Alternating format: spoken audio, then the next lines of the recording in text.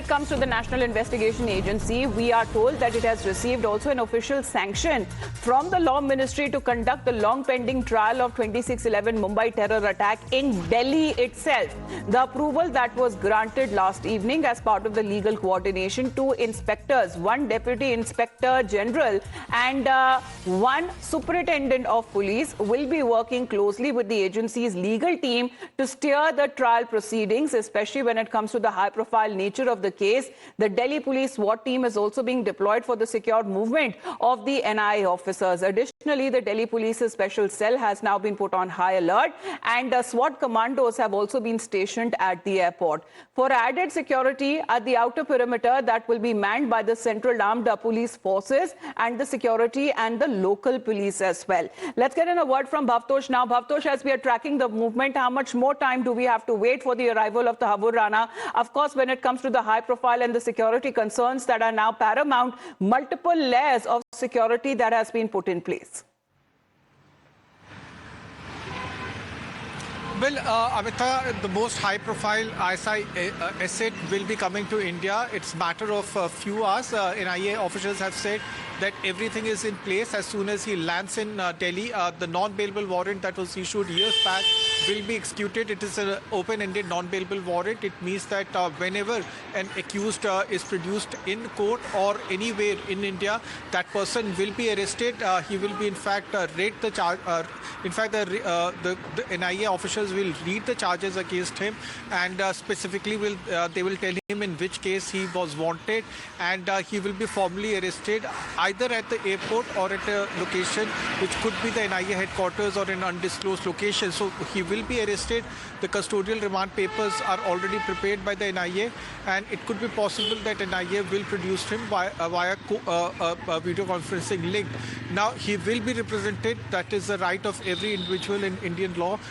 He could be given an option of having his lawyer, or a lawyer will be provided to him. That's the legal procedure that NIA has already said. What will happen next is that custody will be taken, and NIA will ask him about specific questions pertaining to 26/11. Some of them which are still not clear. Well, NIA is expected to seek maximum custody of Tahabur Rana upon landing, as far as when it comes to the judicial procedures that would be followed. Bhavtosh, we'll let you go. Thank you very much for joining in. The other reporters and our guests continue to be with us. But what has now been said as far as Tahabur Rana is concerned, because when it comes to every trick in the book that he played to pause his extradition, but that did not sway the judges at all in the multiple US courts that he had filed appeals. Now, even when it comes to the victim card saying that in all likelihood he will be tortured in India, even when it comes to saying that he is a Muslim of Pakistani origin and he will be tortured because of that, he is a Muslim of Pakistani origin and that is why he fears for his life. He has also said that he had several ailments and medical conditions as well. For that, he will not be able to travel. Also saying that torture in India would be imminent and will lead to his death. All of that as far as the excuses that he had kept for before. When it comes to the courts there in the United States, that did not convince the judges. Now, Pradeep Datta is also connected with us right now because, Pradeep, all of that as far as the Tahabur Rana is concerned, because time and again, we've been hearing that the courts in the US have rejected his plea. Then again, he approaches another court. Then again, he approaches another court. Eventually, he's now been brought back. Of course, this also had a big diplomatic push when we saw as US President himself clearing way for the extradition, calling him as a very evil man. And finally, Tahabur Rana is being extradited. Yes, Amita, you are absolutely right. In fact, the legal wranglings continued for a long time, and you rightly said that he had been trying his level best to block his extradition to India, because he knows that once he is coming to India, that definitely he will be spilling beans, and it will be really problematic for Pakistan and as well as inter-service intelligence, because they had been completely in denial mode. Even after presenting several dossiers, they maintained that they had nothing to do with 26/11 violence.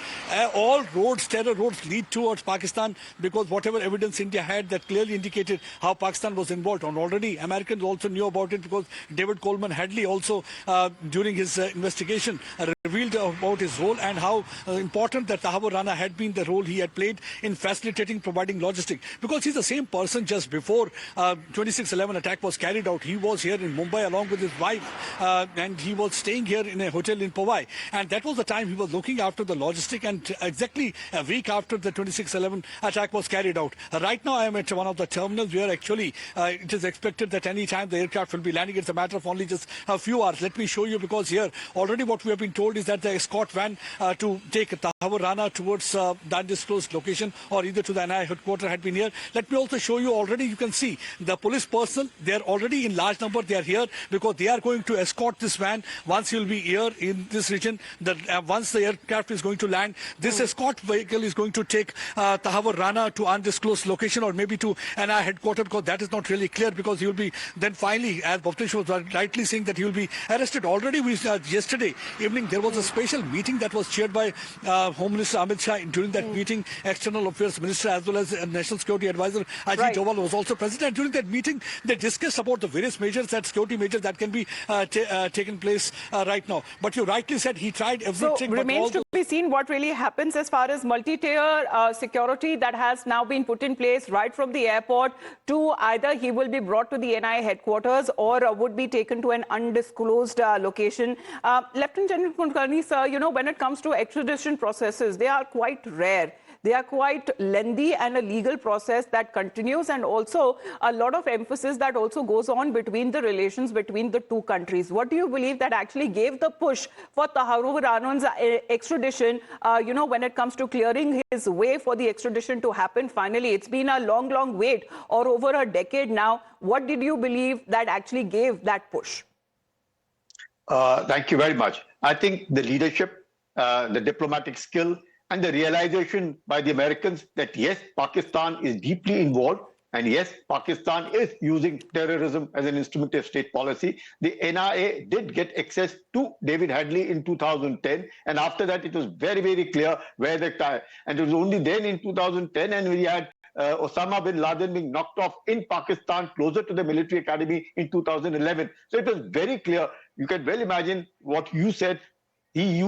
Tahabur Rana used all the tricks in the book to stay away from India. It is not he, supported by the deep state Pakistan. It is Pakistan, because all along it was Pakistan, the ISI network, which ensured. Because how else did Tahabur Rana and David Hadley, the two classmates who studied in Pakistan, and David Hadley, to full advantage of the name David Coleman Hadley, is none other than, his name is Dawood Gilani. So you can well understand his mother is an American, and since he has a white skin, blue eyes, everybody thought that, well, he was probably an American, because the visas also got to him as son of William Hadley. So that forging, but otherwise Tahabur Rana himself an army officer, a doctor by profession, though of course a Canadian national today, though both have been at it all along. And it is for this reason you had the Al-Qaeda, you had Hafiz Saeed, all of these people brainwashing these people, both David Hadley and Tahabur Rana.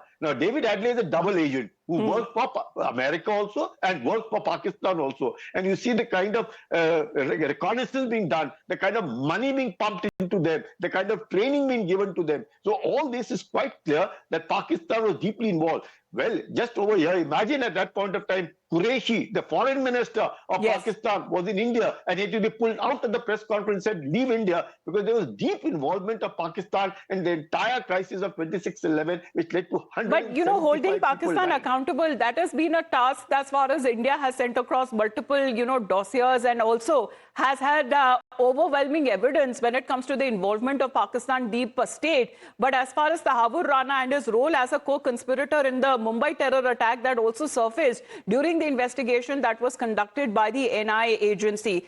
Please to continue to stay with us, because we've been also speaking to the survivors of the deadly attack and eyewitnesses who have been recounting the horror. The memories are still fresh in their minds, and they have now been saying and demanding rather that he is not, you know, a guest who has been invited for the best treatment here in India, but they want the treatment that needs to be given out to a terrorist so that there is speedy trial and there is punishment that is given out to Tahabur Rana, putting the blame as far as when it comes to over 160 lives that were lost during the 2008 attack. 9:49 उनचास minute पे मालूम पड़ा कि Hussain Sagar platform छोड़ रही थी। तभी 9:50 को छूटती थी, प्लेटफॉर्म छोड़ रही थी। तभी मालूम पड़ा, मैं इंडिया और इंग्लैंड का मैच था, मेरे को पता भी नहीं था। आतंकवादी टीवी वगैरह में देखा, मूवी वगैरह में देखता, आतंकवादी ऐसा होता है। न तो वो कपड़ा डाला था, न तो कुछ ज्यादा बेखौफ गोली चला था, ज्यादा करके ऊपर चला रहा था। जब मेरे को गाली दिया पंजाबी लैंग्वेज में, तब मेरे को पता चला कि आतंकवादी है, कमांडो नहीं है। आज अमेरिका का सरकार को मैं शुक्रिया अदा करना चाहता हूँ, धन्यवाद देना चाहता हूँ ट्रम्प जी को, जो इतने बड़े मास्टरमाइंड को इंडिया भेज रहे हैं। लेकिन मैं कुछ सरकार से विनती करना चाहता हूँ, माननीय कोर्ट उच्च न्यायालय से विनती करना चाहता हूँ, राष्ट्रपति से विनती करना चाहता हूँ कि आतंकवादी के लिए कुछ चेंजिंग होना चाहिए, कि वो देश का मेहमान नहीं है कि उसको अच्छा सा खातिरदारी हो। ज़्यादा से ज़्यादा 2 से 3 महीना में उसको सजा सुना दिया जाए, खेल खत्म करें। जिस टाइम पे मैंने कामा हॉस्पिटल में, मेरी वाइफ प्रेग्नेंट थी, हम लोग कामा हॉस्पिटल में जाने के बाद, टैक्सी मार के जाने के बाद प्रेग्नेंट के और दूसरा माले पे लेके गया मेरी वाइफ को, और डिलीवरी होना था। इसने मैं मेडिकल जो बॉम्बे हॉस्पिटल जाके मेरे को दवाई लाने का था, मेडिसन। तो डॉक्टर ने बोला ये मेडिसन लेके आना। मैं जा रहा था, वो सीढ़ी से उतर के खुद के जा रहा था, इतने में फटकड़ा बज रहा था। मैंने क्या सोचा था, उस दिन इंडिया इंग्लैंड का मैच था, तो इंडिया जीत गई होगी, उसके लिए फटकड़ा बज रहा था। आतंकवादी तो सोचा नहीं था, कोई ना कोई मारा जा रहा है, उसके लिए मैं भाग के रिटर्न गया।